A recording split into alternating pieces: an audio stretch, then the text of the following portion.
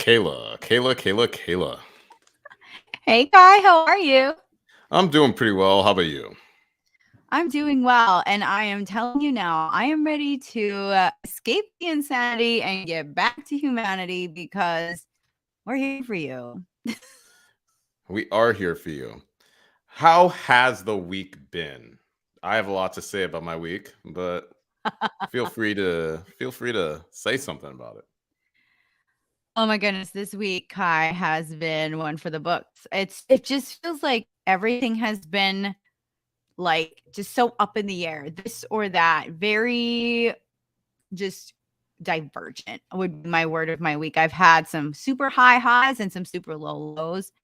And, I just am kind of like interesting stuff with the opposite sex this week. Notice the face.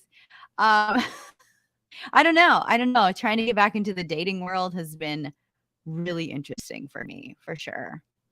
Getting back into the dating world. Explain what that Mhm. even means to you. Oh my god, I don't even know where to start. I mean, I was in a 7-year committed relationship. Now I'm back on a dating and I don't even know where to begin. I don't have any of the apps. I have never used an app. I've never needed to use an app. Um, and so I don't know what I don't date in my industry. I try not to date in my industry. I don't know why. I mean, it's just trying not to. And I just feel like it's been just one crazy thing after another. Wait, is there Okay, now I'm confused. Are you expected to date within your industry? Is there an expectation for that?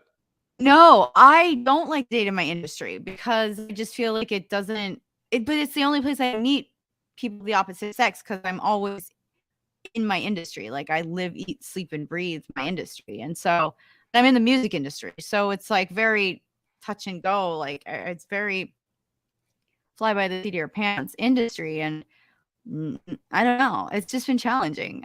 I don't know. We could dive more into that later. Word. I can understand How's your how week?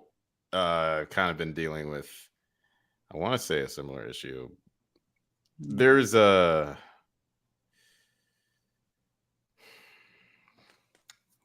How do I word it? Whenever it comes down to a person living their life, and there are a lot of people that I do care about, I've touched my toes into the dating game.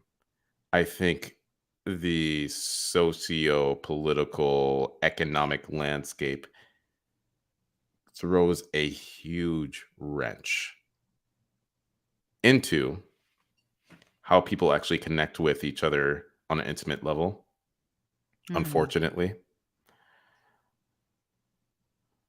Like, it's progressively there's even like a statistic, as we know, like with divorce rates going up. It's funny that people are pushing this narrative, saying, oh, people are just getting divorces, no one's committed, and we're having less children. So what is the dating pool at that point? Like, what do we feel about it? To date, what's the goals? Mhm. Those are things that I think a lot of us really need to start to think about. I agree with that. It's something like the the roles and dynamics of dating have and even relationships, committed relationships, me coming out of my marriage, my 7-year marriage, and it's like w- the expectations and the roles have changed so much since even a generation ago, I would say. And that's been challenging to navigate because it's like my number one feeling when I meet someone is I want to love on them. Like I want to like cook for them. I want to take care of them. But then it's like I don't get that love back. And that's where then I like now have taken everything into my own hands and I'm building my own life.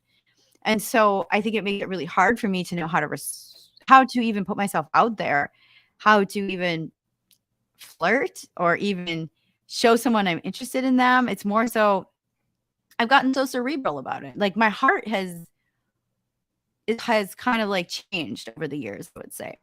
And so I look at things like heartbreak differently, or love, or things, I think, very differently than I did even a decade ago. It's interesting. But isn't that the purpose, to like find somebody that you can connect with? Like, what does it mean to date at that point if you're not able to show up as yourself?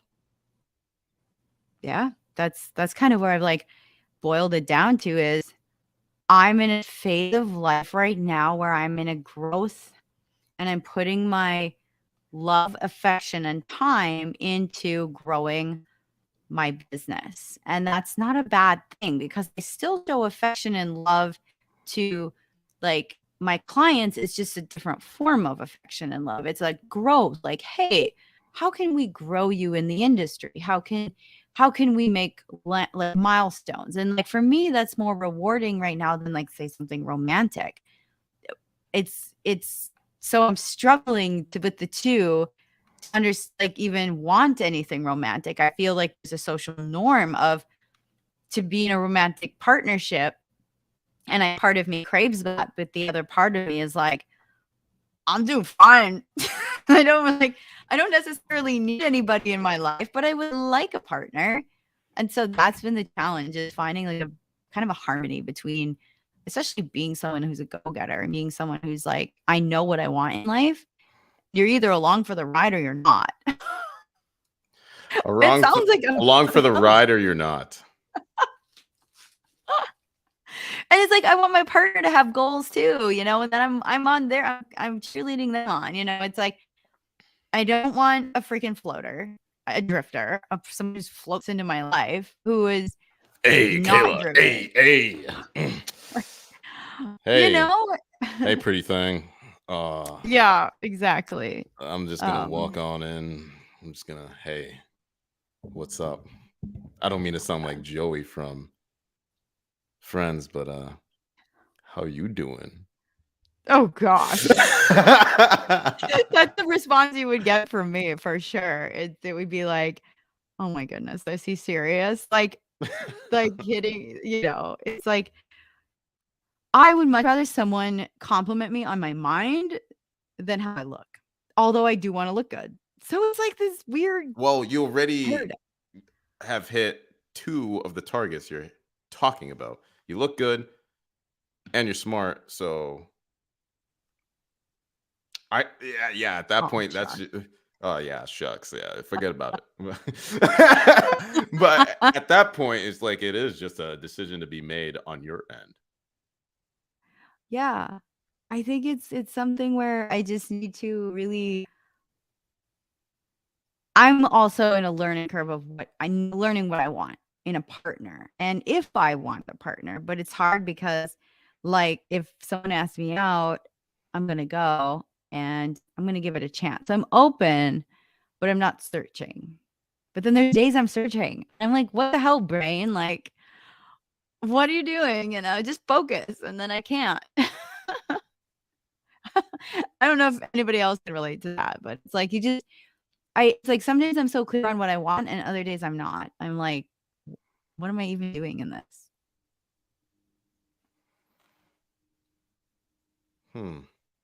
Got me thinking about a lot. There's a video you sent my way. I did.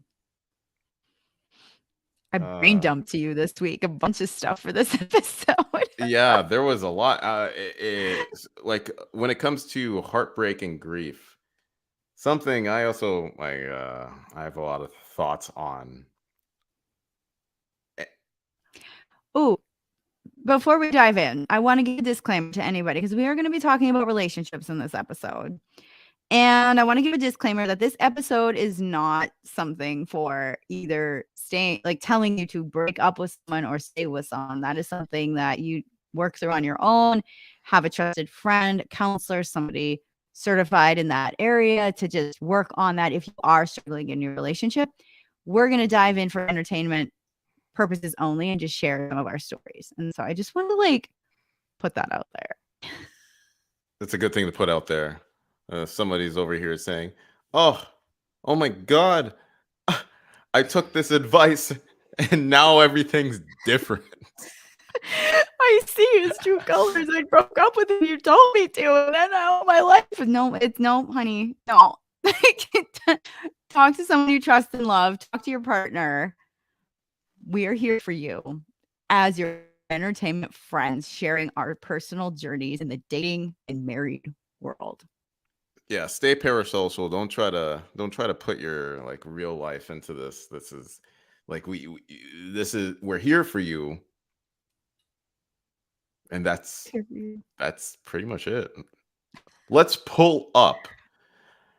So, the video, 6 signs a breakup might be good for you.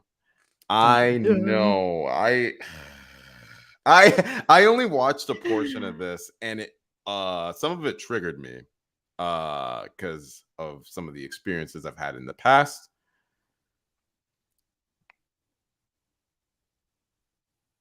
Kayla, this video, how does it make you feel? Honestly, Kai, I've been through a lot of life, and there have been relationships I have been in for far too long, living in heartbreak within the relationships rather than stepping away and stepping out of them sooner. And this is my personal, like, what I've been through. So I think for me, I chose to stay heartbroken. I chose to stay in these relationships that were not serving myself or the other person. Hmm. And so that's where I come from. And this is like, I didn't need to be afraid to step away because it was the better choice overall. And it's something that is I'm working through right now. And that's why this video spoke to me. All right, let's check it out then.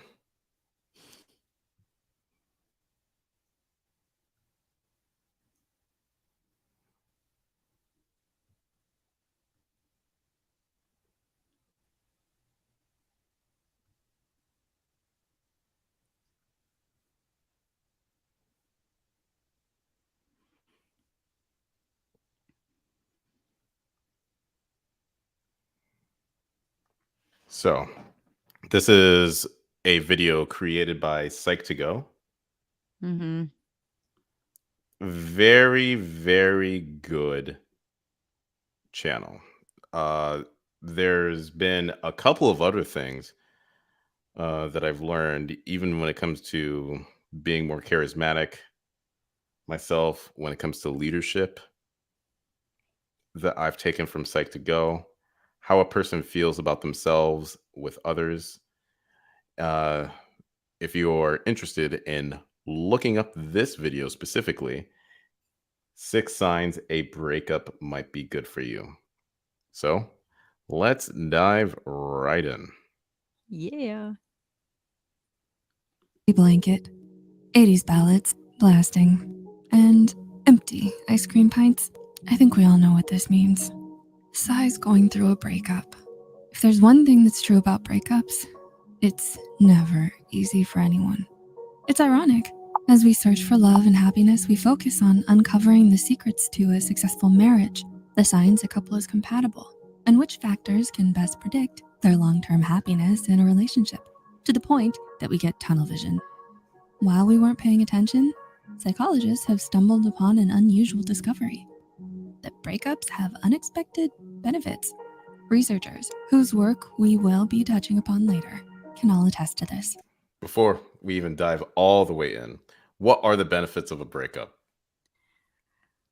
What would you guess it to be? I mean, honestly, Yeah, to be. like what I just from my personal experience, when I would go into a relationship, I would have a kind of a like a version of myself that not intentionally was appeasing to them. I wasn't going in with my full self. So I felt a sense of lack of true self within my relationships, as did they, because we all put our best foot forward. And that's not a bad thing. However, we have to like remember that when we enter into a relationship with someone, that you got to be able to love them on their highs and their lows, and love is a choice. And so breaking up was a sense of freedom for me and for them. And it was very mutual. It was very peaceful. It didn't have to be this big thing. So for me, breaking up and stepping into like graduating our relationship to a level that is more that would work better, that we would function better, like a friendship or even stepping away from a person, I think is more healthier. It's the beginning of it, like if you can assess it in the beginning and really be truthful, can I love this person fully? Can they love me fully? Is very important to avoid having to go through a breakup or a divorce or something worse down the road. To be very honest with yourself when entering into a relationship, why you're entering into it, what is the purpose of this relationship? What are you bringing to the table? All of these things. And I think breaking up sometimes can be beneficial if it's going to save you in the long run from spending 2, 3, 4 decades with someone when it's not working. It's essentially, so what you're saying, oh my God. What is it? Shakespeare, is better to have loved and lost than to have never loved at all, because it can still be, the love can still be detrimental to your growth as a person. Mm-hmm. And sometimes it is just healthier to change the dynamic of the relationship. 100%. Especially if it's, look at the fruit of the relationship. If the fruit is, if you're not growing together and you're growing apart, it's good to assess why, and again, this is like, they probably dive in more into this in the video too, but it's very much of, what do you both really want in the relationship? And is it working or not? What's the purpose? It's like, one of the things that I think about a lot when it comes to intimate relationships is that I think there's pretty much like 2-3 generations that view relationships within the scope of the Disney mindset. Everything is supposed to be perfect. The white horse prince coming in, it's like, oh my goodness, that prince has his own set of life, his own set of problems. I don't need a savior. I just want a partner. Like, I know what that is. Damsel in distress, knight in shining armor. And it's like, yeah, that may work for some, but for most of us, we want a partner. We want someone we can share life with and be ourselves with fully. And when we go into something not fully ourselves, though growth happens within the relationship, sometimes you realize you're just not a good fit, and it's okay. It's better to realize that than to live miserably or not yourself in something that isn't working. What are your thoughts on timing? Before I continue the video, what are your thoughts on timing? What if it's one of those situations where the fit is there, but the timing is off? 100%. So I want to dive into this. It's my 3 buckets theory. It's something, I guess we can touch on it right now. I'll give a quick overview. So timing is part of it. So the 3 buckets in relationships are the 3 like groupings of things you need for a successful relationship. The first one I do feel is that attractiveness. You want to be physically attracted to your partner. They say, oh, I don't care what my partner looks like. It's not about looks. No, you have to be physically attracted to the person you're with. So physical attraction, that kind of bucket, like what do you like, aesthetics, those things. Second bucket is emotional, spirituality, the soft skills, like are you in alignment with your values? That's another bucket. Your third bucket, this is the one where timing comes in, and this is the bucket I ignored in my relationships: logistics. And it sounds very like matter of fact. Logistics. Ladies and gentlemen, logistics. You need to have the matching logistics. This is timing. Where do you both live? Is it long distance? Kids. Are there kids already in the picture? Exes. What's the story here? Logistically, jobs, all of these things. Is this going to work? Because there's a lot of times we align beautifully in both the physical and like the soft skills, and we align with the person and we're so infatuated. And we're like, oh my goodness, we match on so many things. And then there's a discrepancy in the logistics. Like, he lives in New York, I live here. What does that mean? Can we make this work? My former spouse is from South Africa. We did make it work, but there were some other things along the way that really were challenging on the relationship that we didn't think about when we entered into the marriage. And so we have to look at the logistics bucket. So timing is one of those. Timing is a huge factor in success of a relationship. Where we are in our space, in our mindsets, timing wise. I mean, I have people who come in and out of my life who I feel I could have loved and could have had a very good relationship with, but we weren't the same in our headspaces and the timeline of our lives and what we wanted. So timing is huge. Ugh, that made me feel some type of way. Made me think.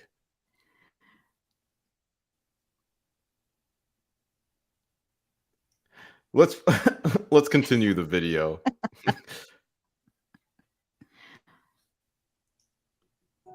Even though breaking up is hard to do, staying in a relationship that's no longer good for you just might be worse. So if you're in a relationship and wondering if a breakup might be good for you, here are 6 signs that a breakup might be good for you. A quick disclaimer though, we're not telling or encouraging anyone to break up.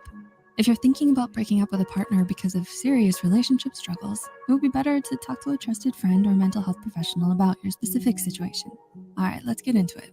Here we go again.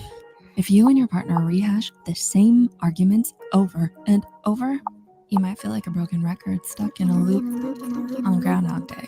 While it's perfectly normal and healthy for couples to get into disagreements from time to time, repeating the same argument can be unproductive. According to a Healthline article from 2019 by Cindy Lamont, this is a telltale sign that it's time to break up. Repeating the same arguments means that you've already reached an impasse in your relationship. There are certain things you just cannot agree to disagree on or refuse to compromise. Maybe this thing is something important to you both, maybe not. If you feel that you and your partner aren't compatible in your views and values, this may be a sign that a breakup could be good for you. That's not what I want.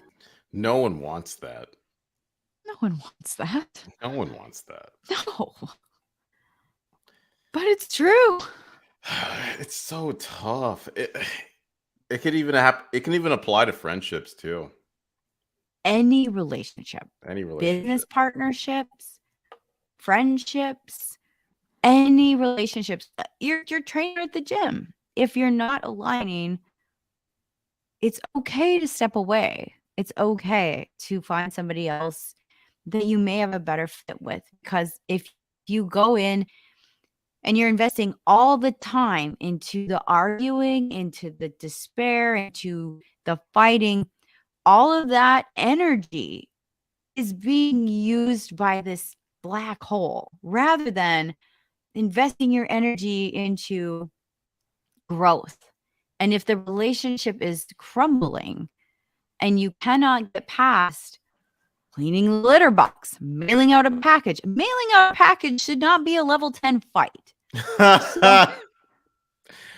It should not be a level 10 fight. It should be a little disagreement that maybe is resolved with experience or yeah, I am. Everything I talk about is from experience. I don't pull this shit out of my ass. I did not think mailing a package was that deep. That's tough. Oh man, it was.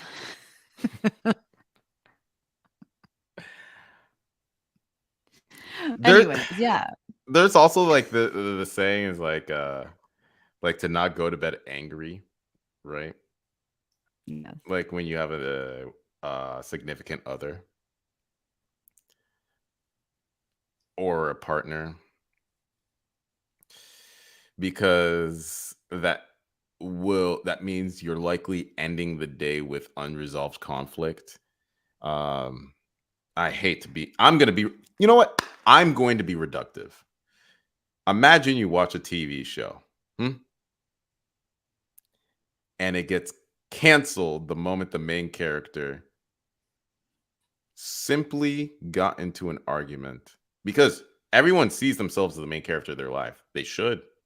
I mean, you are going to wake up with yourself and you're going to go to bed with yourself. And it's going to be like that from the moment you're born to the moment you die. And if there seems to be a little bit of a problem that people yourself never resolved, and then the show got canceled, how do you feel?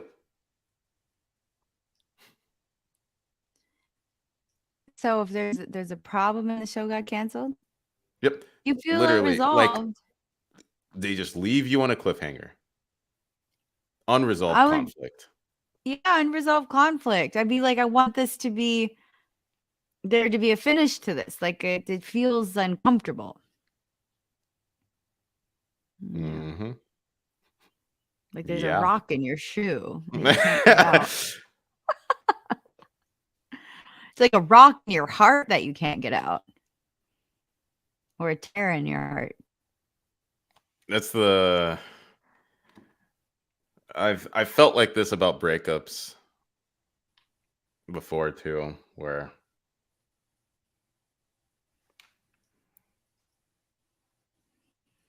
that's not what I want. Yeah. But unfortunately, welcome to love. Welcome to love. We're realists, aren't we? What's the best thing for both of you? Yeah. Sometimes letting go is good. For a relationship to stand the test of time, you and your partner need to have a shared idea of your future together and mutually agree upon goals that speak to your core values as a couple. The moment these goals become misaligned, then it's definitely going to cause a rift between you two. Sometimes the two ideas may be totally different, but other times it can even look like your partner deciding their goals are more important, forcing you to put your ideas on hold. And according to a 2014 study about breakup benefits, having a greater sense of self-direction is one of the benefits of breaking up with someone. So if you're feeling like there's no room for you and your beliefs and goals in your relationship, it might be time for a breakup to allow you time to flourish. I'm fine. As with any relationship, romantic or platonic, the emotional needs of both parties involved need to be met to feel satisfied by the relationship. These needs can be quality time, affection, assurance, mutual trust, respect. You get it. So if you're in a relationship where your needs are no longer being met, then a breakup might be good for you. If you stay in a relationship where your needs aren't met, it's possible that you may begin to ignore your own needs or resent your partner for ignoring them, as was shown in one study by Stackert and Bursick. Emotional distance. While your whole world certainly doesn't need to revolve around your significant other for it to be considered a loving and healthy relationship, you do need to have a certain amount of emotional closeness and intimacy with one another. As studies like Abdul Khalek's have pointed out, the greater the emotional intimacy in the relationship, the better the couple's quality of life and psychological adjustment. So if you've noticed yourself growing closer to other people and wanting to spend more time with them instead of your partner, then there's a good chance that the two of you have already drifted apart. Let's say you and your friends are out for a night on the town celebrating someone's recent promotion. This is making me sad. Oh my goodness, this is hitting me.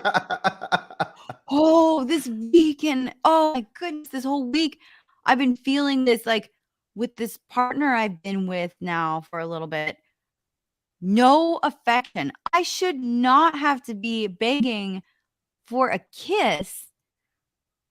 Like, nobody should have to be like asking to have affection from a partner, especially within a budding relationship, right? Like, I had to text my girlfriend, like, hey, should I be having to ask this guy for a kiss? Not even a week into the relationship? Oh, no, that's not funny. That's tough. As I'm pouring into this person, I'm cooking, I'm taking care of them, I'm giving them my car to drive. And it's like, And then I'm like, wow, I'm really over giving here. And I see now, it took me like a few days to realize, wow, like, and I don't even get a kiss, hello, or goodbye. And it's like, I should not have to be asking for that. And so that is a sign for me. I need to exit this thing and get like, and just forget about it. Really. There's there's even an Anaconda video about this, but there's also a book. It's called Givers, Takers, and Matchers.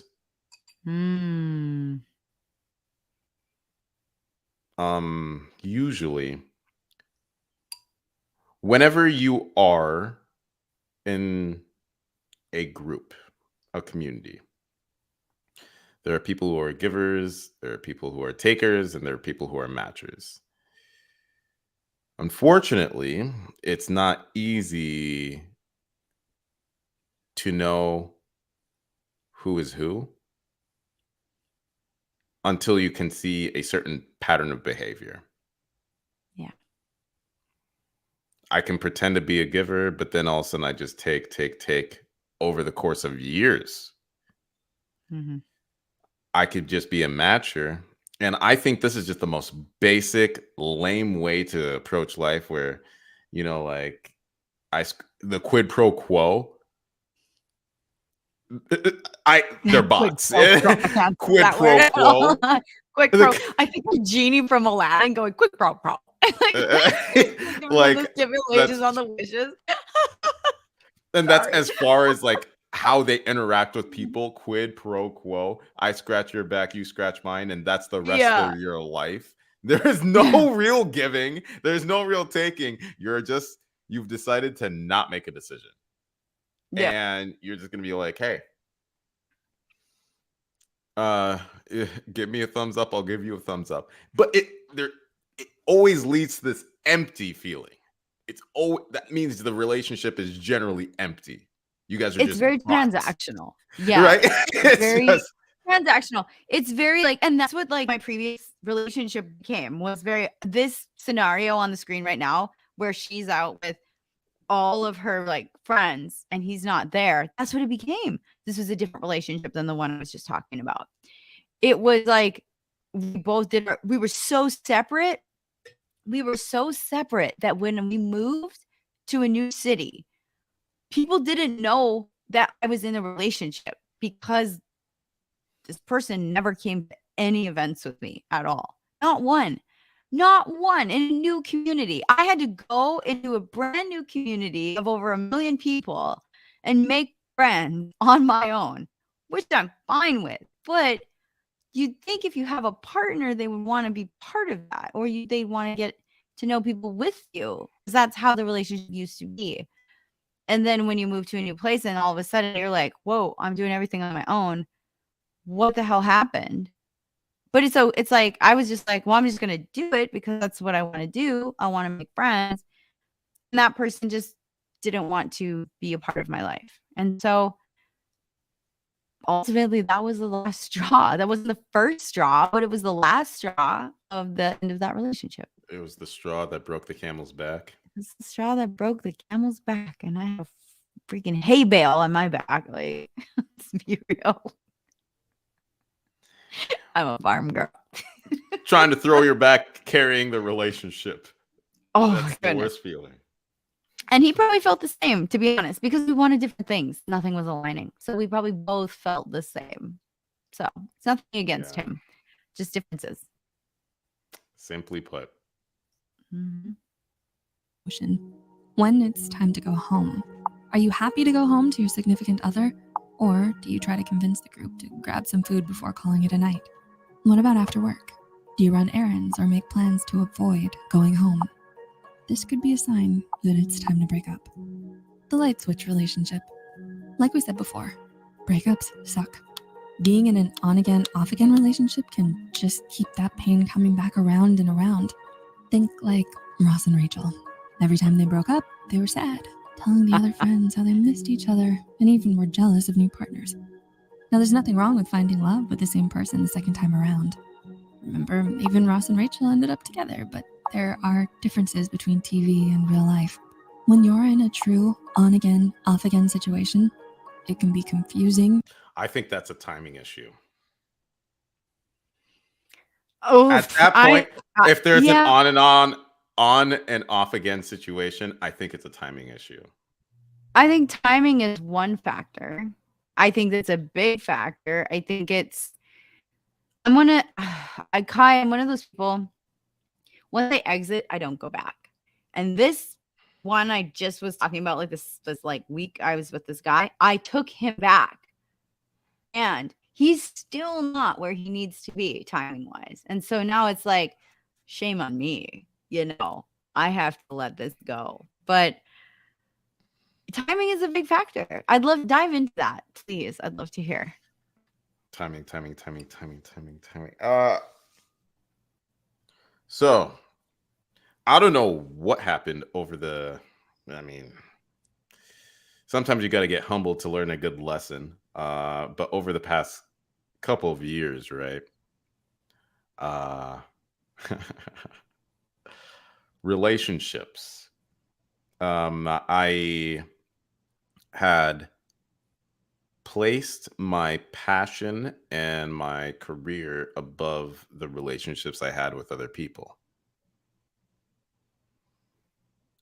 I believe there is an underlying issue, the fact that we do incentivize that, but I don't want to blame culture. I don't want to blame society.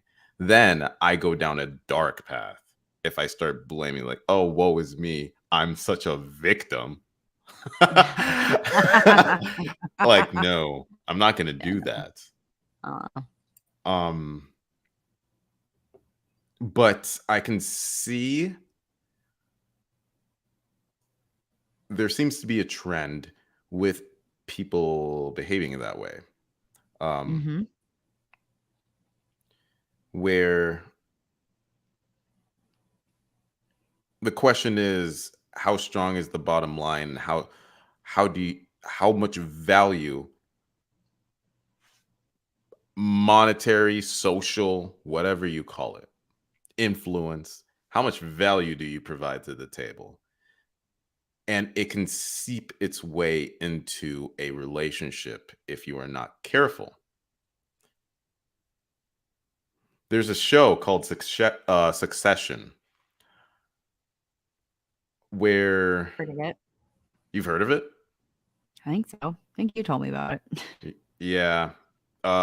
It was a father with like 6 kids, divorced 3-4 times over, head of a news media company that he created from scratch. He essentially just became an extension of the business and even seeped into the culture of not only his company, but his family, where they never felt like his father was there. The father was they just all became narcissists. It was just all snakes. And then he would make call outs like, you guys are all just snakes, but he's projecting. Yeah. As well. Like, Yeah. that's what you've imposed. That's the tone you've set into the relationship. And even when it comes to partners, where if you don't navigate it properly or the way that you want, like, what do you want in a partner? That's also the tone you should probably set. Oh, I agree. Yeah, you can't just do the rules for thee, not for me. And Mhm. sometimes it takes time for a person to learn that. And unfortunately, some people never learn that. And sometimes it happens in the middle of a relationship, which was my case of the 7 years. I was one person when I met this person, and I do believe we had a love for one another, a very real love. However, as we progressed into the relationship, we started to see things go more like this. We wanted different things. And I was growing in one way and he was growing in another way. And we could not come together in agreements on what we wanted. So then everything became very empty and there was not a lot of compassion. It was a lot of more, I would say the word apathy was going on. A lot of just we were roommates, and how many of us can relate to these scenarios where we stay in something when you're both just growing in a different way. And that's again when we have to look at the relationship and say, is this working? Or can we make this work? Maybe there's an adjustment. Maybe it's a simple tweak of something in the relationship that just needs to respark something. I do believe in that. There are also times when you do grow in different directions that there's too much pain and not enough give, and just it's rigid. And that has to be assessed in a different way.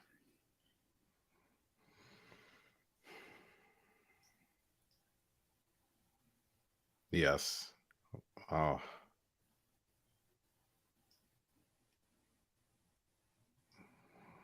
Gotta love how people grow at different paces and people grow in towards different paths. Gotta love it. Mm-hmm. And emotionally draining for both parties involved. When you go back to the on-again phase, this might be done out of loneliness and a desire for something familiar. According to a 2009 study by Melissa Ramsey Miller, in instances like this, it's ultimately better to let them go and move on yourself than to keep you both trapped in this unhealthy cycle. And are you better with or without? Does your sense of obligation to your partner keep you from chasing certain dreams or limit the opportunities you allow yourself to pursue? Do you feel that certain opinions or beliefs between you and your partner clash, so you minimize them to avoid conflicts? Do you get the sense that your personalities don't complement each other well? This can be a difficult thing to admit, but you owe it to yourself to be honest. If you answered yes to any of these questions, it might be worth thinking about what it may be like if you weren't with them anymore. Studies as the ones by Alicia Franklin and There was actually a feeling that I had that I might be holding somebody back in an intimate relationship when I was like, these are the things that you want. It comes back to that shared vision. If the shared vision is misaligned, there's no alignment in the vision of the future. Mm-hmm. That's where things just start to get really weird. I agree.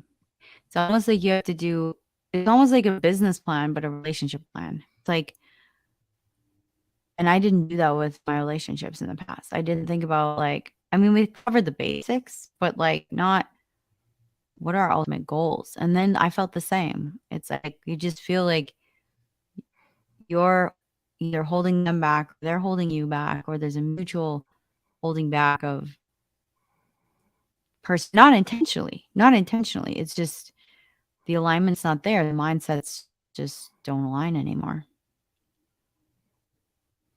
That's too bad. in 2015 and the 2013 study led by Tai Tashiro showed that there are considerable benefits to breaking up, like the ones we've discussed here. While it's never easy to let go of someone you love and end a once happy relationship, the truth is that sometimes people grow apart and our paths can take us in different directions in life. As the famous Marilyn Monroe quote goes, sometimes things fall apart, so better things can fall together. Ultimately, even the heartbreaking end of a relationship can lead to a lot of beautiful personal growth and self-discovery. Are there any other signs that you know of that could mean a breakup may be good for you? Let us know in the comments below. See you next time. Intense. Wow. Tense. I love the Marilyn Monroe. We talked about Marilyn Monroe in the last one. We talked about alter egos, and Marilyn's like my alter ego. So that's kind of cool that she's coming up again. But that what she says is very true. You know, we have to look at things. This doesn't have to be, it's hard, and heartbreak is very challenging, yet I think if we come from a place of understanding and love and grace with our partner, And just saying, if you're in agreements, especially if you have good communication with your partner, and just saying, is this actually the best thing for us? I think like graduating the relationship, instead of talking about breaking up, divorce, all these words, talk about graduating a relationship. There's a great episode on the Minimalist podcast that I'll have to Interesting. share. Yeah, Minimalist. They're great. And it's called Relationships.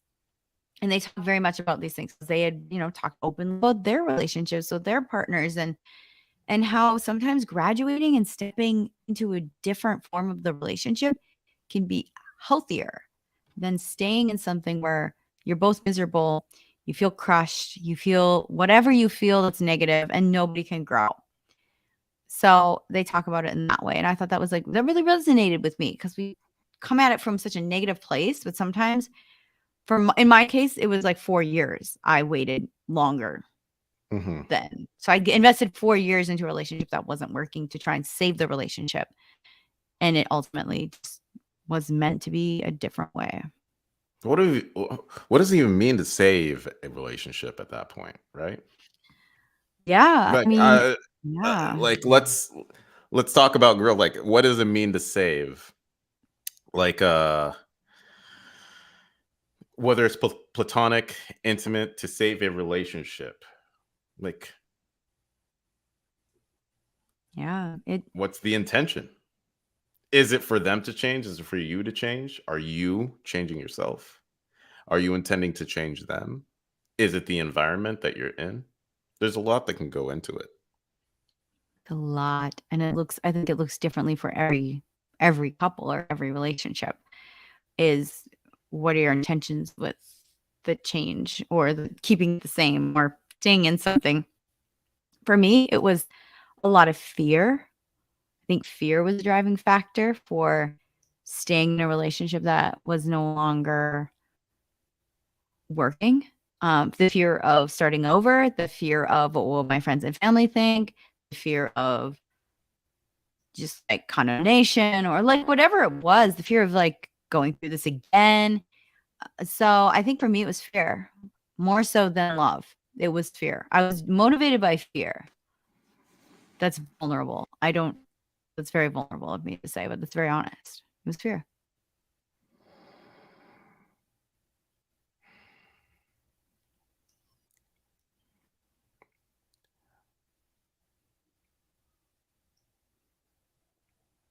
The only thing to be scared of is fear itself. What did John F. Kennedy say that? We can Google it. The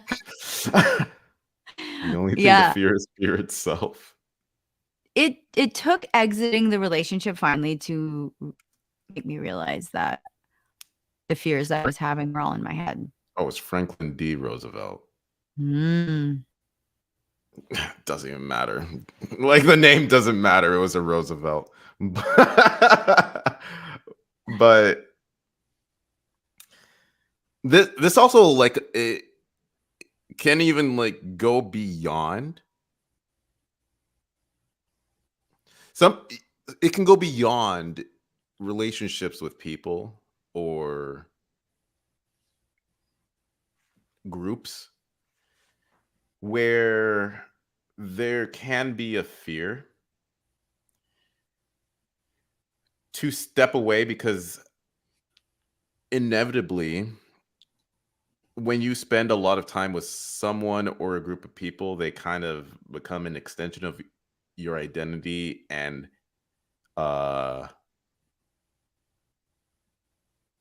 same thing for them. You become an extension of theirs. Codependency.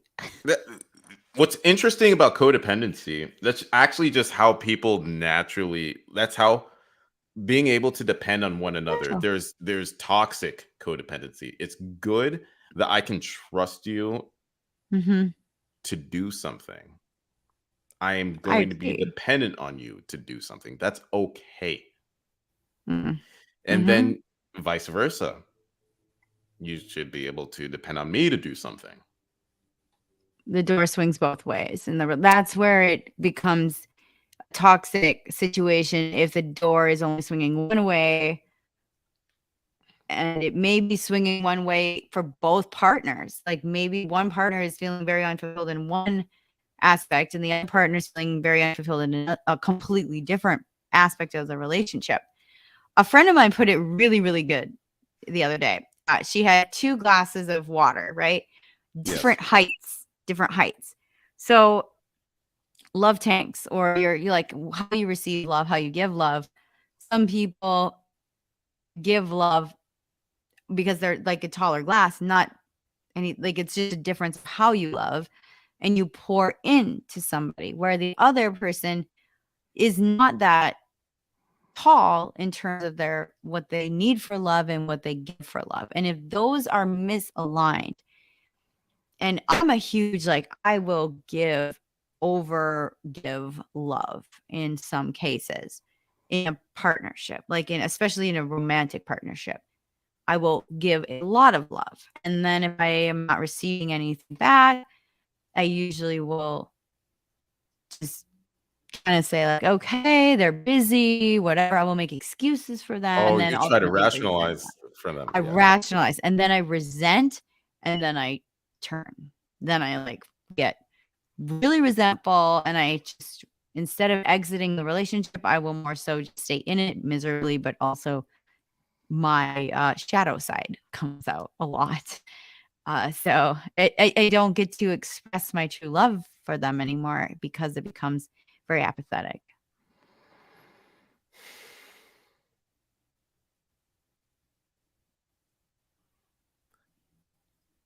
Damn. We're getting real.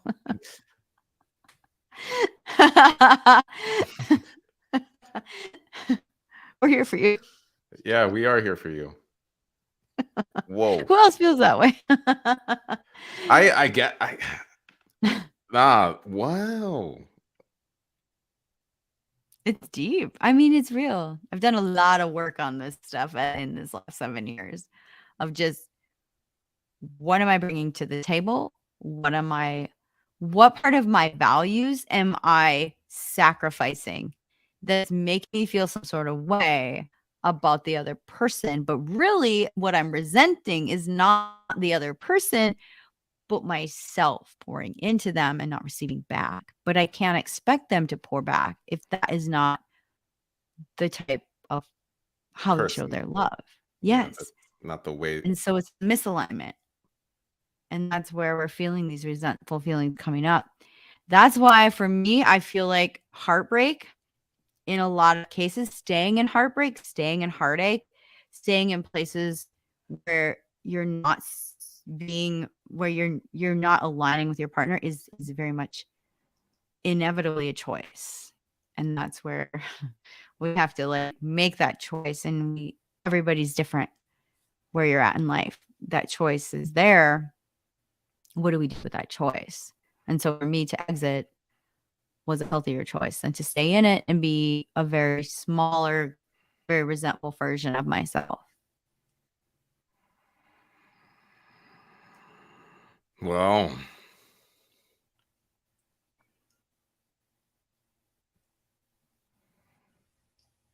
it made me think a lot over here. It's still, It's heavy. it is heavy. But I'm lighthearted about it because I'm in a like very healthy headspace about relationships, which is probably why I struggle to find one, because I understand when I turn into that person, that version of myself. Rushing into new relationships without having a moment to actually recollect and be by oneself.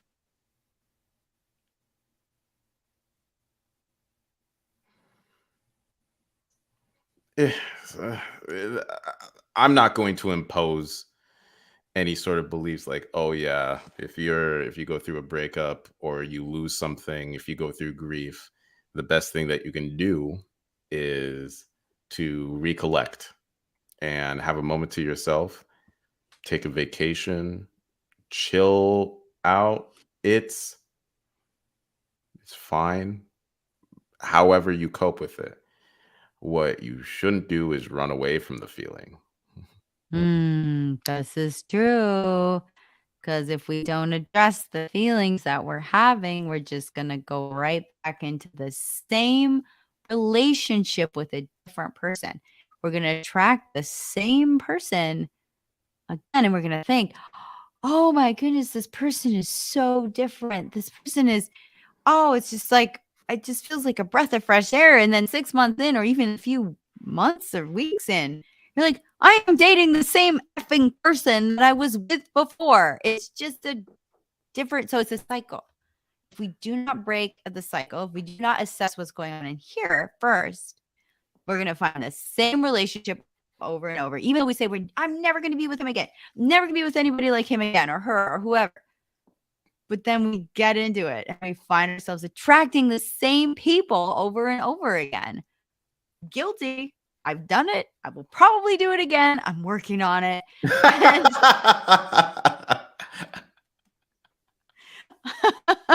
But until I work through whatever that hurdle is in here, that like I always think of like Mario Brothers and Mario jumps over the Goombas. What's the Goomba that keeps knocking me over in my heart that I can't get over and get to the prize, get to the person that is gonna fill that like in a different way? But it's like, I gotta figure out the Goomba in here first. We're all just freaking Goombas at the end of the day. We are just all freaking Goombas. This Goomba just floating around. It's like, we like to think of ourselves as, I'm the Mario, I'm the Luigi. No one thinks of themselves as Luigi, but I'm the damn Goomba. But we gotta understand, we're Goombas out here, and you will have a Mario that just steps into your life. If you really want to build that relationship with a Mario, who are they? Right? Then are you not Mario? We're all Mario. We're all Goombas too. Yeah, it's both. It depends on it's both, and it depends on the person that's in your life, because like the different people. Also, I like respond differently to different personalities too. So it's like we're both, and then it kind of brings us all back to Disney. Mario saving Princess Peach. Right. Yep. What have we been learning?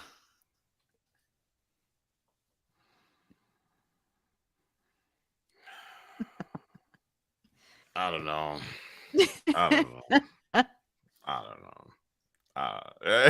Where sometimes you really got to unlearn these things in order to grow, which is sick. It's a lifetime. Fantastic education and propaganda system that we have here.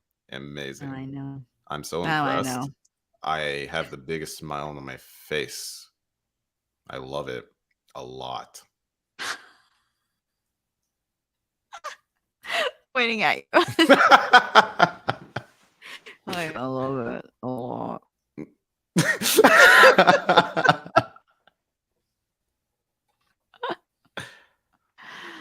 There are some things that are you should never teach kids, guys.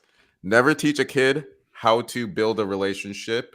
Never teach a kid how to understand self-worth, and you will have the best kid ever. Yep. If you don't understand what I'm saying, I am being sarcastic. Okay? It's just, yeah, it's so true. What we learned growing up is so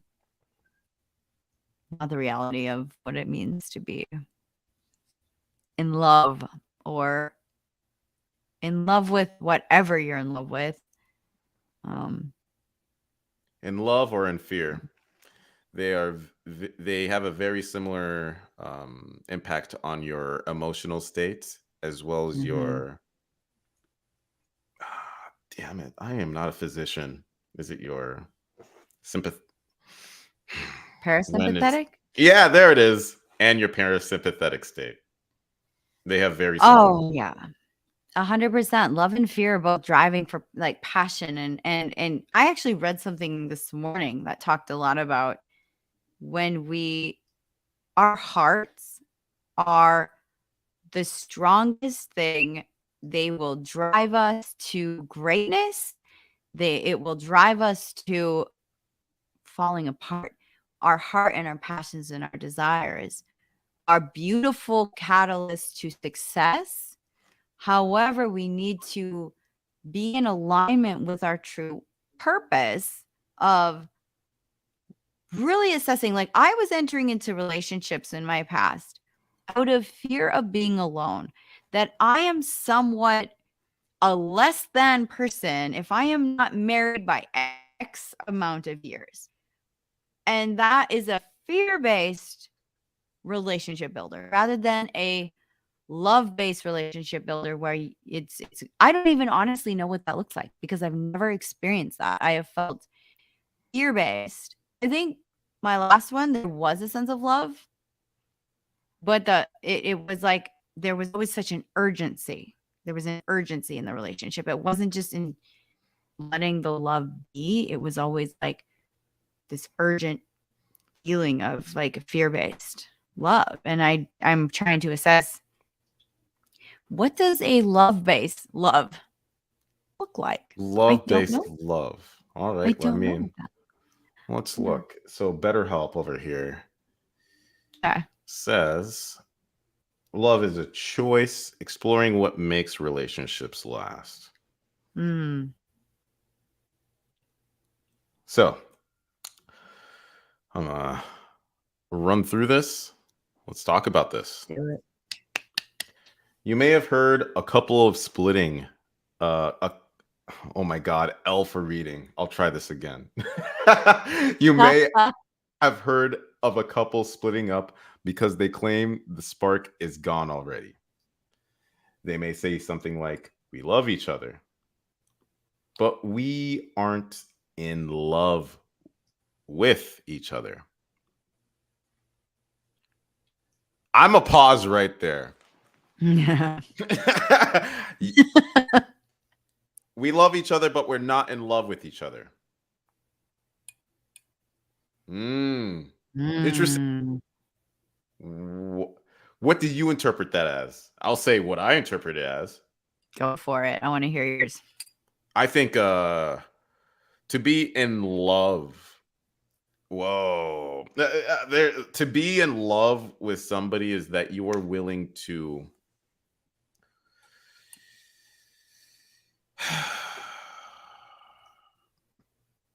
fuck. Now we're just like debating even what love means. To be in love versus to love somebody. Are you willing to sacrifice? And are you willing to make yourself heard with someone? Intimate, like body, soul, spirit, and time. Then you're probably in love with them. To love somebody is that you just generally care about their well-being. Yeah.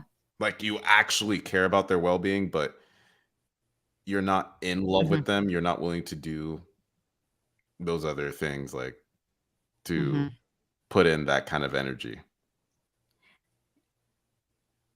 I agree. I feel like I love many people dearly and would do a lot for them. And however, intimately loving them, it pushes the steps. It pushes the steps because you're accepting someone then of like you become one with that person. You become attached with and associated and you sometimes exchange vows with that person that you will love them till death. And that is a commitment. And that is something like to be in love with someone. And to love is definitely a choice. I feel love is not a fairy tale.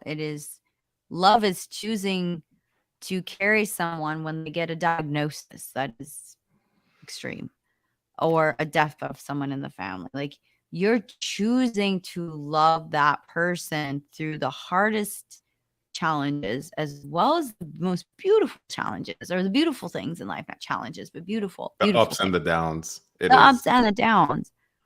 And like I can say I love you to probably 100 people right now, and I genuinely love them. I have love in my heart for them, but to choose to be in a partnership with them is something much, much different, because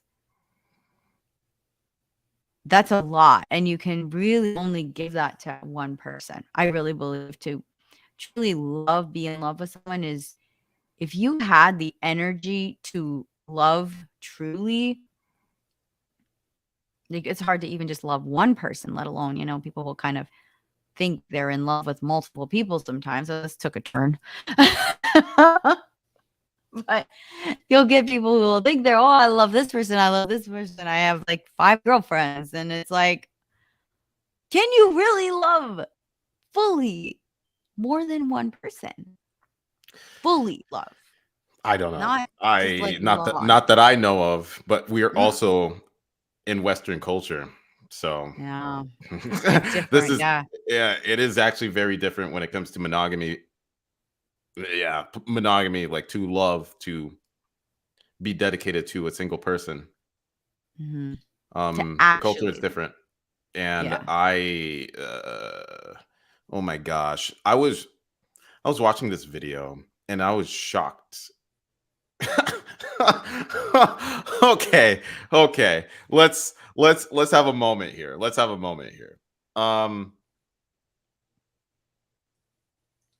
I do not advocate for this, but the culture that I've grown up in, it just doesn't, and I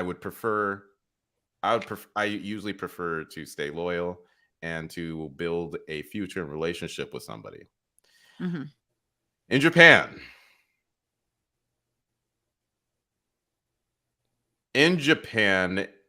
there is a common exception that it's okay if a married man hires a prostitute with Mm. their wife. It is a cultural phenomenon, specifically in Japan. It is a Mhm. specific culture. Okay. Thoughts? Because that's wild to me. I mean, to be honest, like, I watched a movie the other night where the wife gave the husband a guilty-free card with a condom in it, saying, "Go to Vegas and have fun." And so I think, like, those kind of things come up in any culture, any relationship, depending on what people are up to. My thoughts, if I'm in a committed relationship where needs are being met on both sides and they're talking, they're communicating, they're showing love to one another, that is like I'm a one person kind of gal. I like one person. That is plenty for me. I guess it's like, I don't know. I guess I'd never heard the Japan thing. That's a thing, but Yep. yeah. Even like where there is even like business deals that happen in brothels. Oh, But yeah. I don't know. Personally, I think that's just too much work. So much work. Just keep it And then simple. Like, and this is what's crazy. This is what's even wilder, because like there is a lot of different Japanese women that were being interviewed here. Where did they pay for it? Where it's like, oh, if they didn't pay for it, I wouldn't like it. yeah. And I'm like, it was just it was a wild video. I'm like, what the I mean, okay, but is it the emotions then of what love is? Is it very emotionally driven? But can we say love is also a choice? That's what Love it is a was like. It choice. was messing. It broke my mind. It just broke my mind. And If sometimes it when were something if it were me as the wife, I would be like, hell no. Like, I don't got time for that shit. I hardly have enough time to eat, sleep, and like do my day to deal with another person in the picture. Like, I just like for me personally, but I mean, it's everybody's different. So to each their own. However, for me, if I was in a committed relationship and someone brought up the idea of somebody else or another person, I just don't think I would just like say, no, thank you. If this is something you're looking for, then I'm not the girl for you. Like, if you want that in your life, then go ahead, be my guest and go find it elsewhere. And then I would exit the relationship. That's how I would be at this point. Just be like, you do you. Thank you for letting me know this is your truth. It's not for me. And so exit, move on. Respect. Oh. Sometimes people go into relationships not even knowing what they want. So Guilty. I have done that multiple times. Mm-hmm. So Been there. with the article, often at the beginning of a relationship, people may find it easy to identify and express their feelings as love. However, as time passes and they settle into comfortability, love may feel less exciting or more challenging to preserve. Did you know love is a drug? Yes, oxytocin is released in the feelings of love, and it can bond you. And puppy love and love drunk and all of these things around like the feeling of that infatuation you feel when you meet somebody new. Yes. Challenges in your relationship may also cause you to believe that you are no longer in love with your partner. You may question the relationship, including your feelings towards the person you thought you loved. I blame Disney. I'm going to go back to that. That's propaganda. That's also why like we've literally created a culture in which people will question themselves to the very end till the day they die. They will just question themselves. There is it's profitable to because it makes it easier to sell products to the insecure than to the secure, simply put. Ideas and products, it's easier to sell to the insecure. What is being in love versus love? That question feels like when I read that question, it feels like I'm being gaslit, which is all.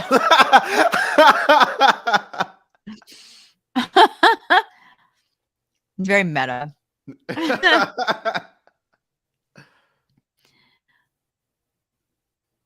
What's the question between the definition of love versus being in it? Well, didn't we just kind of cover that when it's like We you can love? did, but now it Yeah, feels like we I'm being totally gaslit like again. yeah, it's This like is a well-written article. It makes me want to finish it. That is of course psychology people wrote it. They know what they're doing. What do these feelings mean? Is love a choice or a feeling? While Both. you may not have control over who you fall in love with, you may have some choice about staying in love with that person. You may. They no definitive answers. Always guess. Always make sure. Always make sure. This all right. This is business 101, guys. Never make the customer feel completely satisfied. They'll come for more because they need more answers. Okay? Yes. Never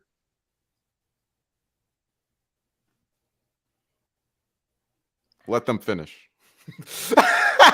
Never leave them completely satisfied.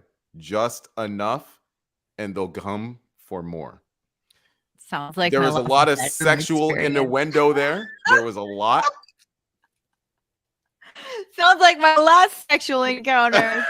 Just what? What's Just that? enough. Just enough. Just enough. Oh gosh, yeah. Sounds like a gaslighter right there. And then tell them that was what they asked for. Boom. Hooked. Total gaslighter.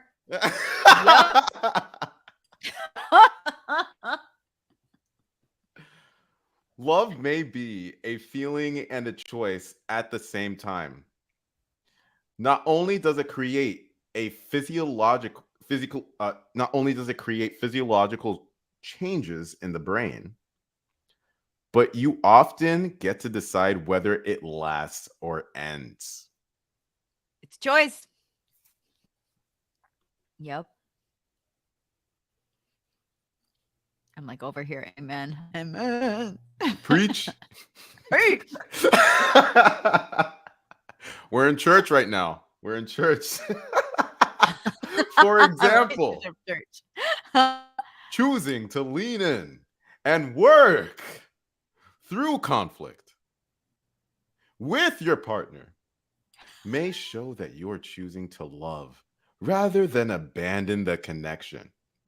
We do not run away from our problems. We face them head on. That's life. You have a really good church voice. Not gonna lie. While the intensity of your feelings toward your partner may change over time, you can still choose to love that person day after day. Can I get an amen? Amen.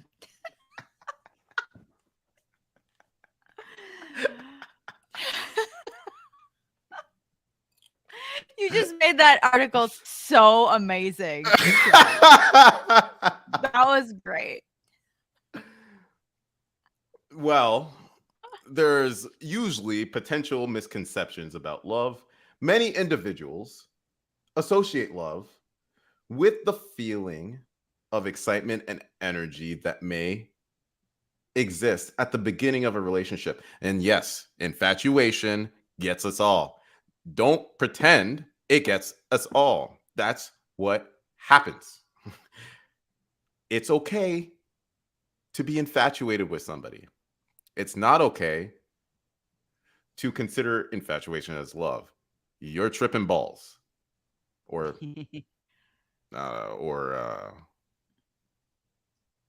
pussy. I don't know. You're tripping. You're tripping on You're tripping yeah. on. You are. That's also what's amazing about love, as well, is that it has very similar impacts. Like you can be in love with yourself or an item. That can actually happen too. And you can get the same feelings that you get from being infatuated with someone and creating an intimate connection with someone initially. But over time, that person is part of your life. Like, you love them. At that point, loving them is a choice. Yep. Yes. It's very true. And that's where like love drunk, the love, like the puppy love, the lovey-dovey. I don't even get that anymore because it's just like 2 days maybe max. I get like that. I get when I meet someone and I'm like, see this future, see this like couple growing and budding, and I see this like amazingness in this human, and I want to believe that. But then it's like, okay, now they gotta like bring that to the table. Not like fully like I'm saying that I have some expectations in my head, but it's You should.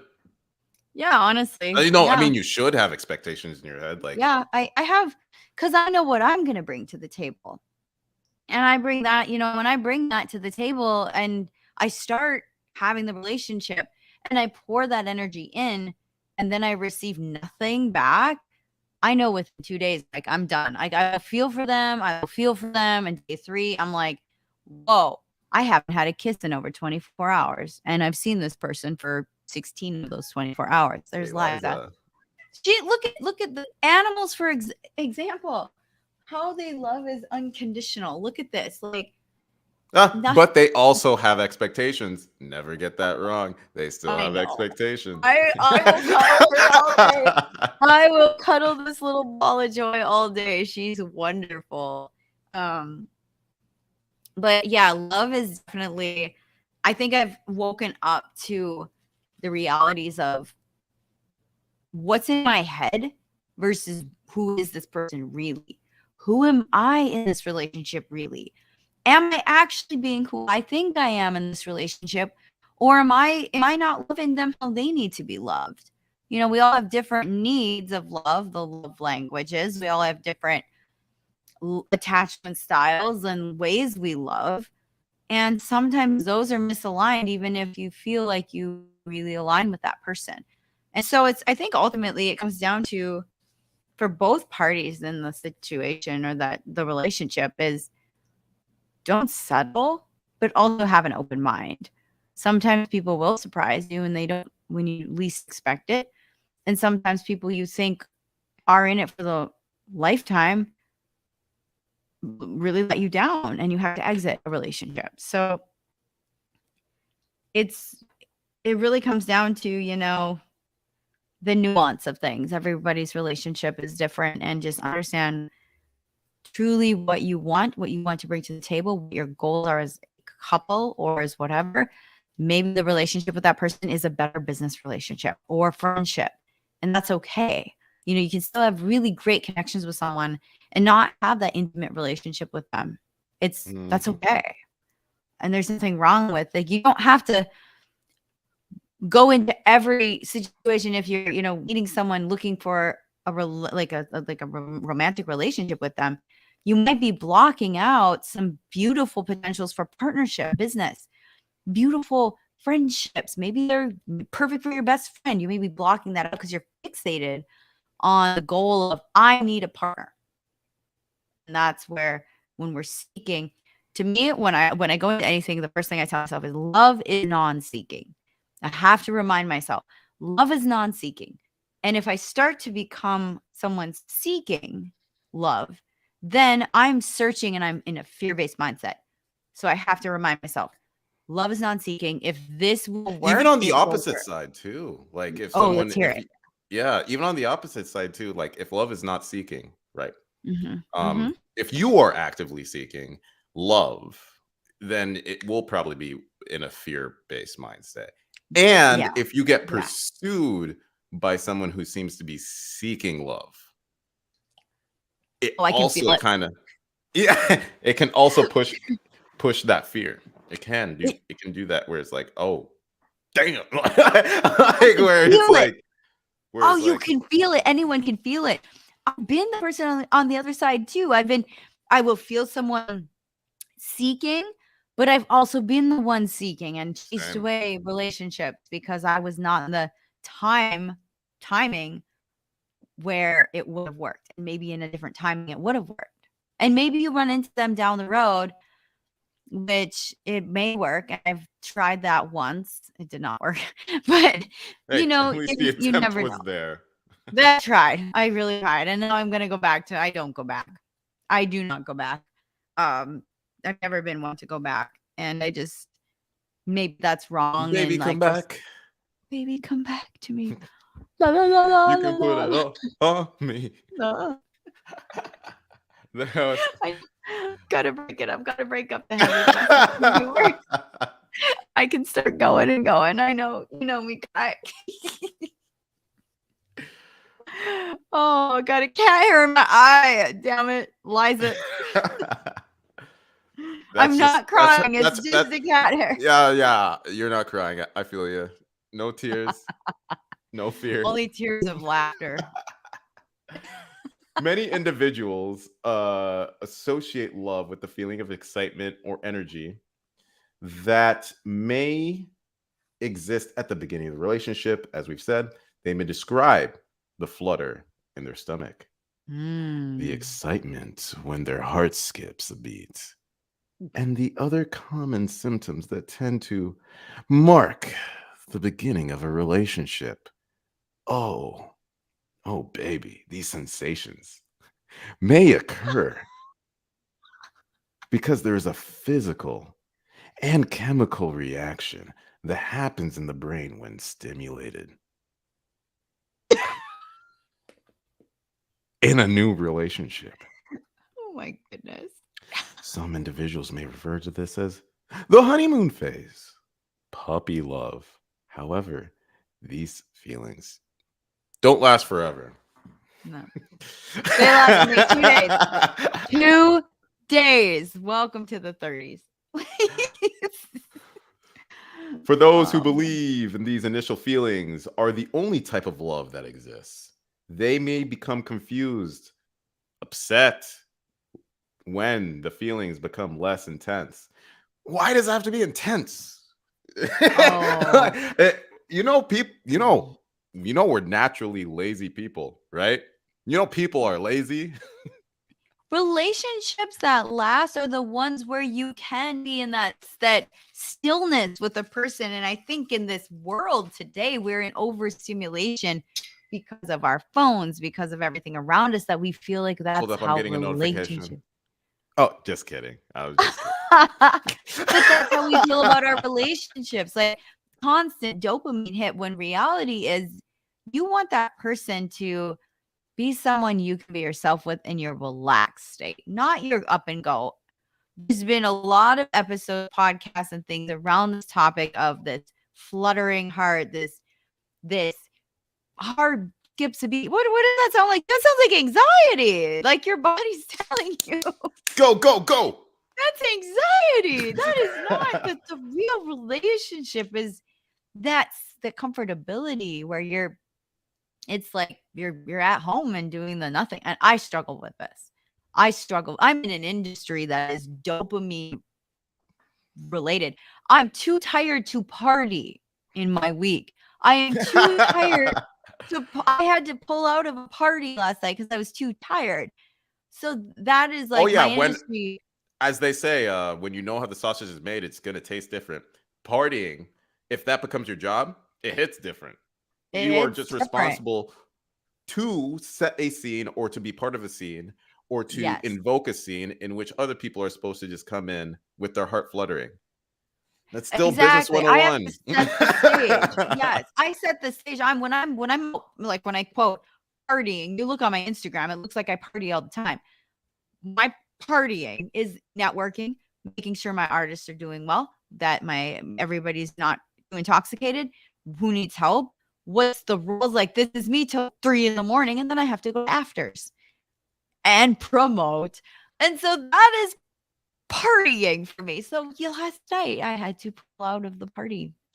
I needed to go home because it was a party I could pull out of. It was just for fun. And I was like, I did my networking. Wait, I did. We're trying to do this for fun. This is already my job. Right there. And don't get me wrong, I love it. I wouldn't do it if I didn't. I had Next tell me, you never want to grow up. You just want to party all the time. So I'm like, well, I'll just build a business around it. Might as well. Hey, I love it. I love nightlife. I love it. If you're good at something, never do it for free.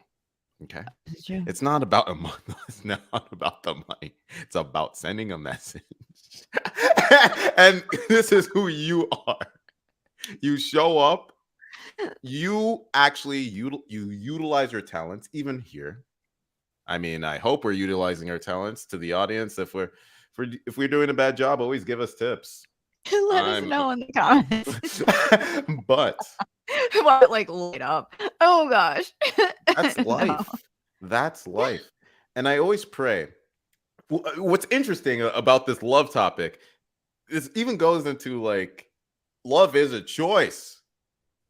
You can choose to do something you love.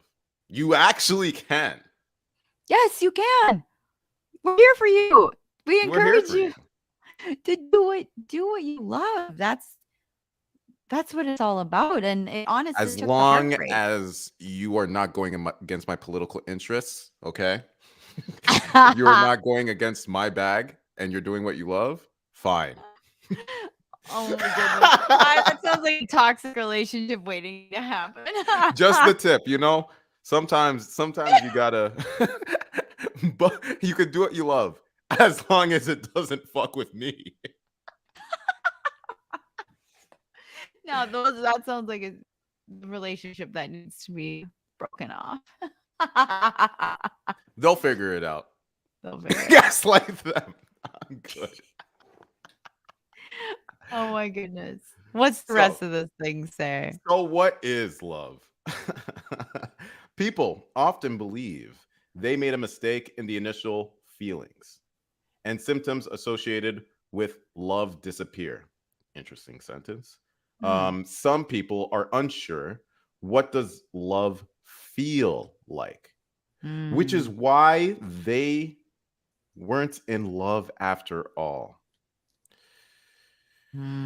This might be childhood trauma. If you don't know what love feels like, you might have a lot of trauma. Not going to lie. Or it took me a while to even learn how to love properly. Yeah. However, this eventual shift is often normal in romantic relationships. It occurs because the brain can't keep producing the same high levels of feel-good chemicals such as dopamine. Instead, it adjusts over time. You know, you guys know like tolerance, right? Drugs. Yep. It goes back. Drugs. Love is Love still a drugs. drug. We have to reiterate that to you. Simply put, how we manage love, that's how you decide to handle it. It may feel easy to confuse comfort with falling out of love. However, the opposite could be true. Those in love for long periods of time may feel safe and familiar with their partner, which causes comfort. How to make love last. Couples in love want to ensure their love stands the test of time. All relationships can hit hurdles and require effort. Love isn't always shown through words, it may also be action. Actions speak louder than words, but also be sure to use your words. That's a big one, especially for people who their love language is words of affirmation. Some ways that you can actually help your love life thrive even as time passes. Take care of yourself. You may have heard this expression. You can't pour from an empty cup. This phrase often means that it's important to do what you need to do to feel happy, healthy, and safe as an individual before you help somebody else. You hear that, guys? Don't have a savior complex in which you sacrifice your wants and needs at the behest of another or a group. Put your own oxygen mask on first. Yes. Because you can't help somebody else if you pass out. Exactly. While your partner may add positivity and joy to your life and you to theirs, you may benefit from having separate interests apart from one another. Taking care of yourself may help you become a more supportive partner. Studies have shown that self-care through utilizing optimism can improve marital satisfaction. Thoughts? Or shall I keep going? Oh, that's good stuff. Like it's very true. All of it's very, very, this is the basics for a healthy building blocks for a relationship. It's so fundamental. So fundamental. It's been obfuscated throughout like how our culture is educated, where it's very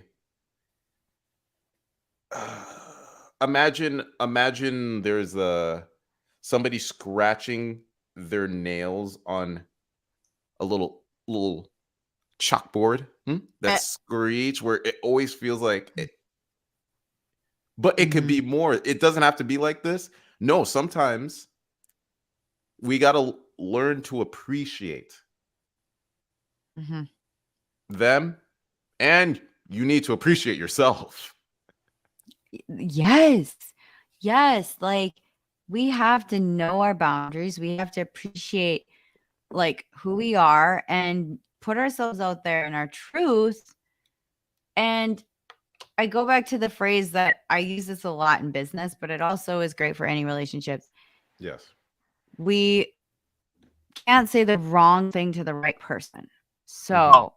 when we're honest with who we are and we put ourselves out there, we're probably going to get a lot of rejection.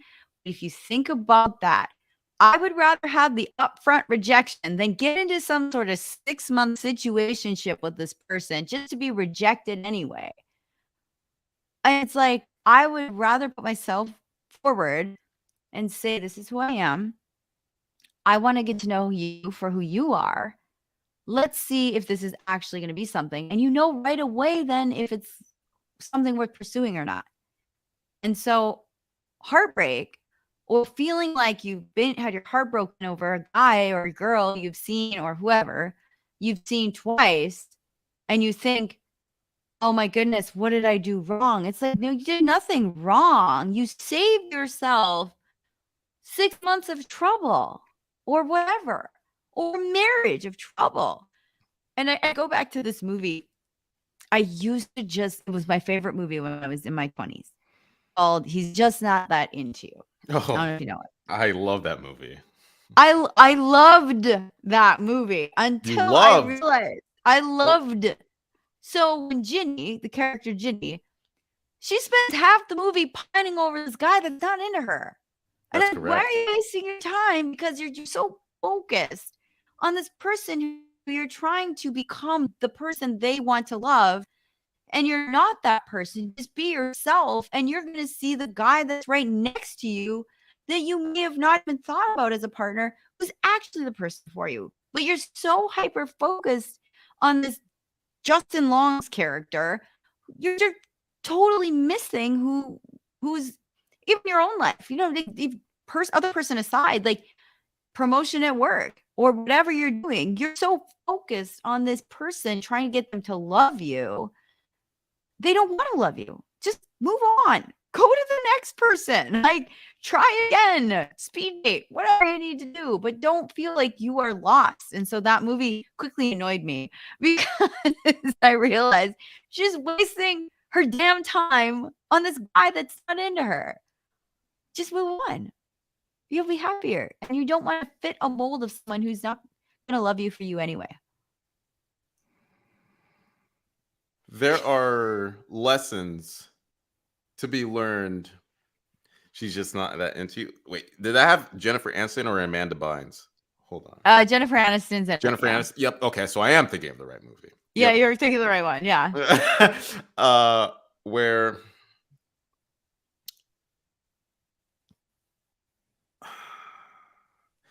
there was a now this is a South Park reference. Oh my god.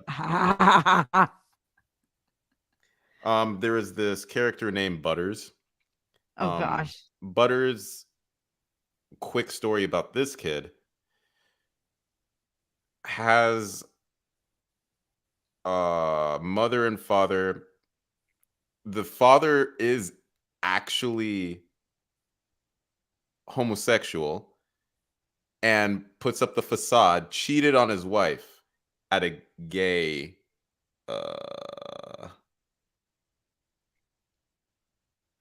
hookup place. I don't know what to call it. It's just you hook up there. They're male prostitutes. Okay. Do you still call it a brothel? I don't know the technical term. I don't. I guess I don't know what to call it. The gay 90s. I don't know. I guess it'd become almost like a swingers club. Yeah. During this episode, he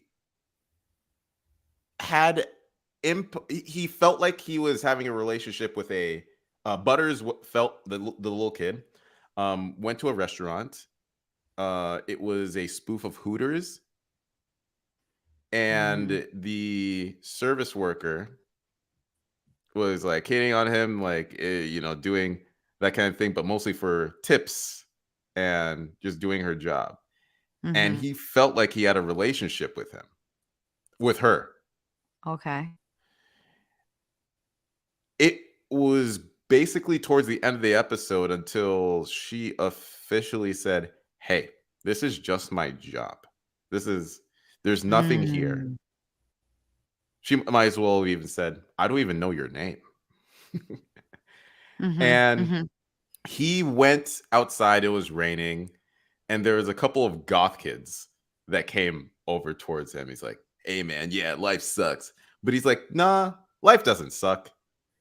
I felt this emotion, and I'm happy to have felt these emotions, like having been in love, even if the love didn't work out.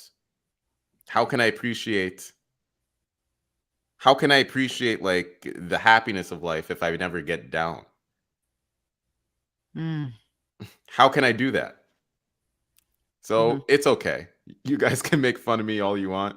I'm just happy and I appreciate what I went through, even though he was Mm-hmm. sad.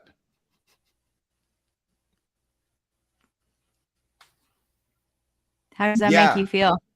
love. Love. Yeah. Love. It's better to have loved than lost, right? Well, we talked about this, you and It I, in our really, pre-call, it's so much better. and it's Uh, I mean, I'd rather try, just like whether it be a 7-year relationship, whether it be a 7-day relationship. I would rather at least say I gave it my all, tried, and it didn't work, rather than saying no to love. I like to believe in love. I believe they're beautiful.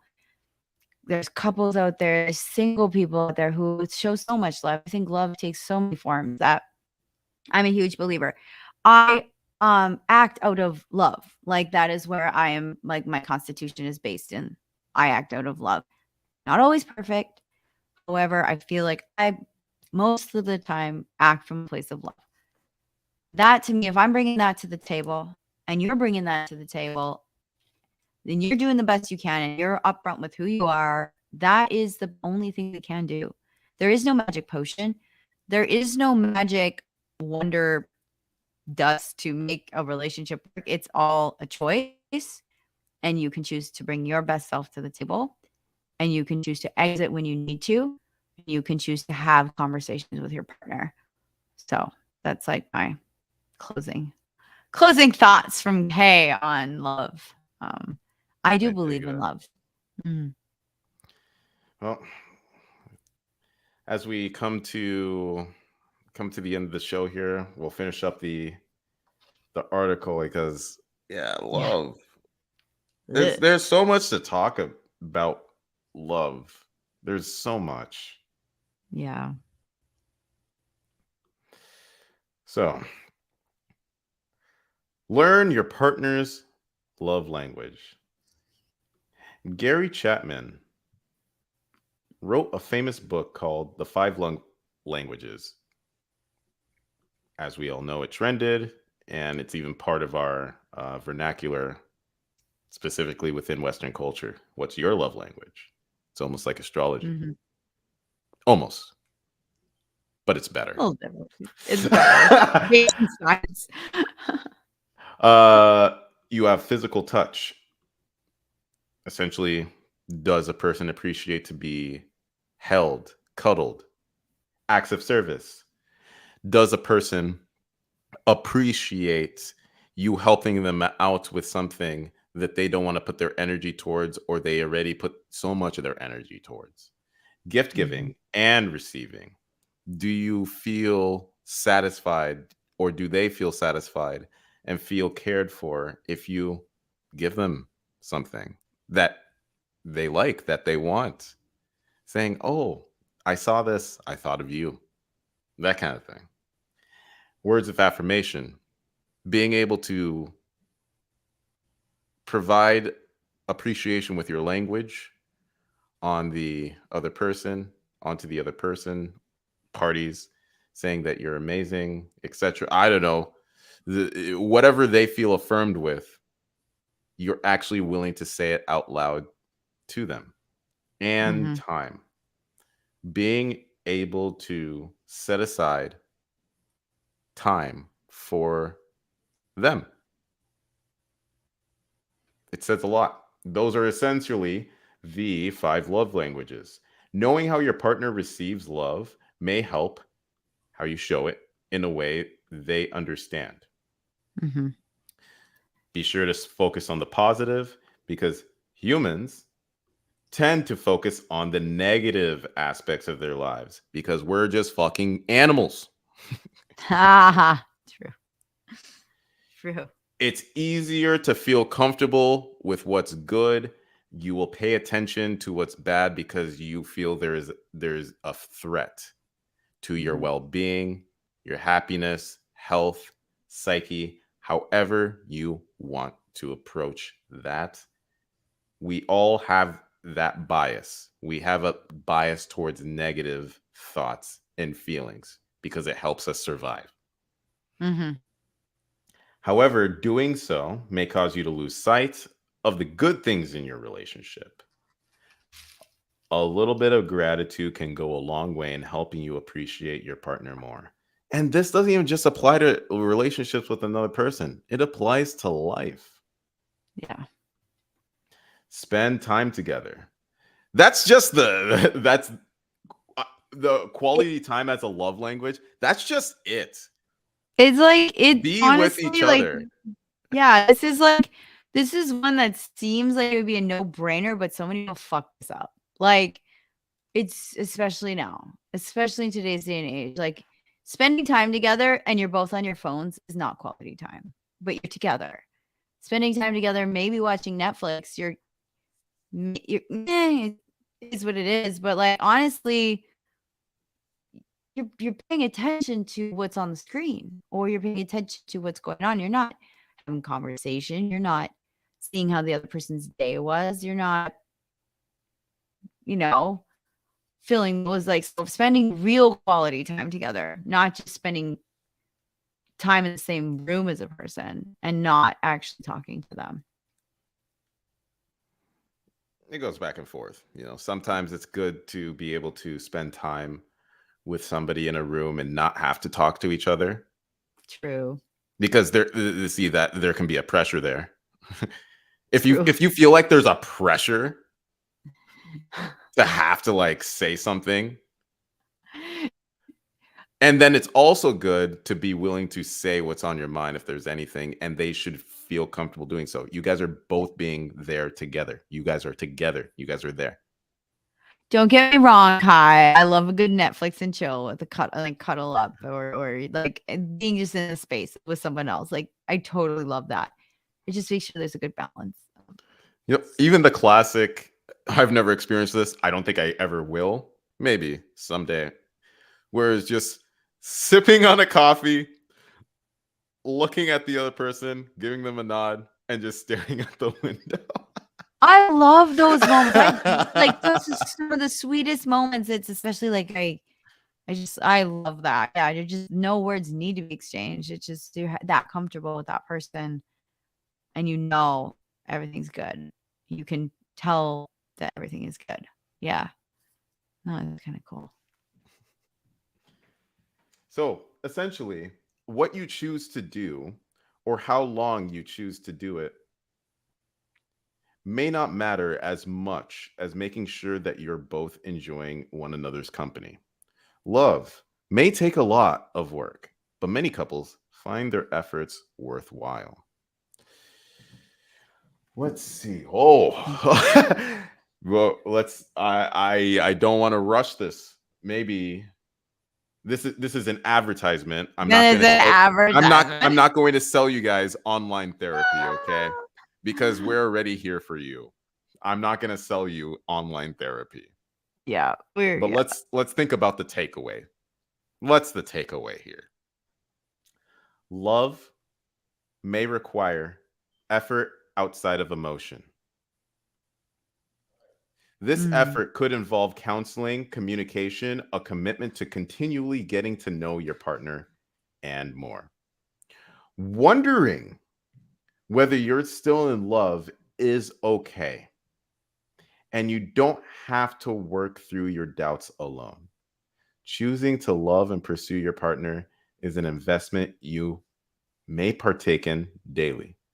Consider reaching out to a counselor or gain further insight on this topic. It's good stuff. Kai, I have one question for you. Sure. What is your love language? Do you want to take a guess or do you want me to give the game away? I want to take a guess, actually. Okay. I think your number one. I don't know your number two. I might. I think your number one is acts of service. Yes. I'm always shocked.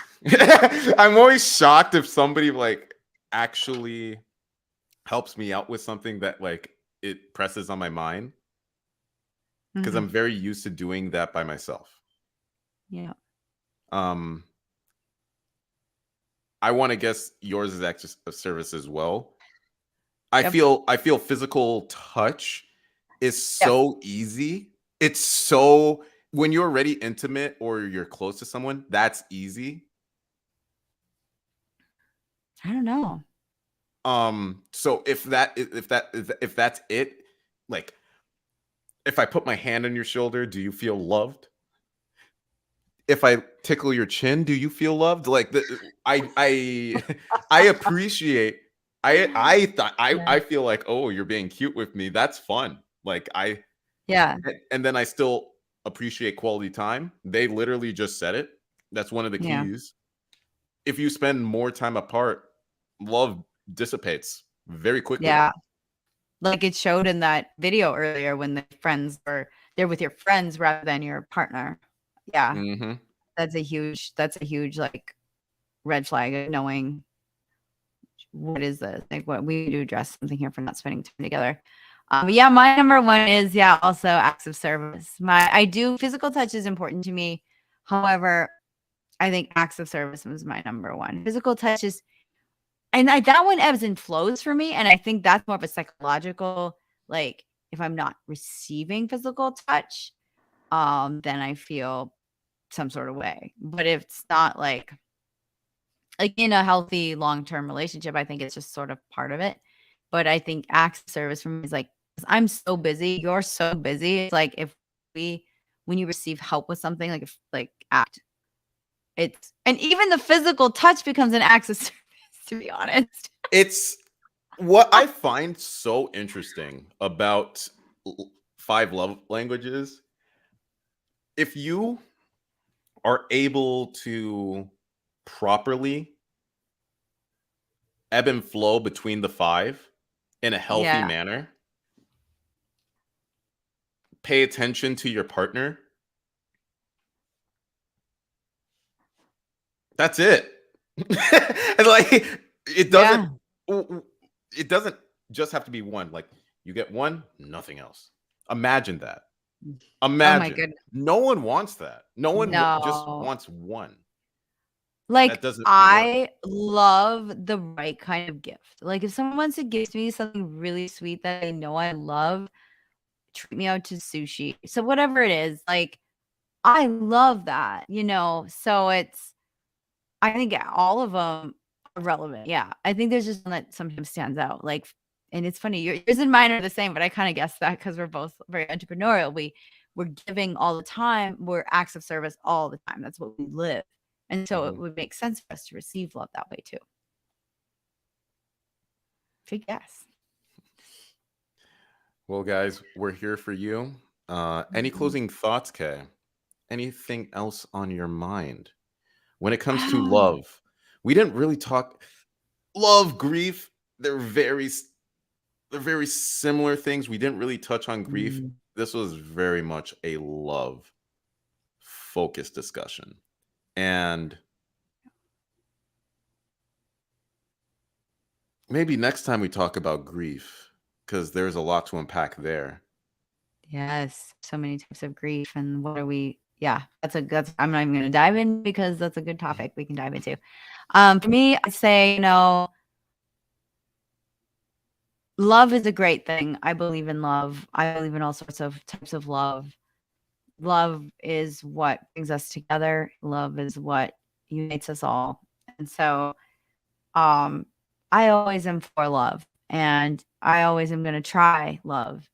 And even if it doesn't work, there's no regrets because you've given your all. And that for me is love. We're in this life to show love and to be love to those around us, and to be open to maybe that looking different than we think. So being honest with yourself about love, to like self-love. I think just like be open to growing, be open to learning, and be open to exploring what love means for you. And with that, as always, be sure to love. And if you feel lost, just know we love you and we're here for you. We are here for you. Give us a follow and a like. Show us love. Y'all take it easy. Bye.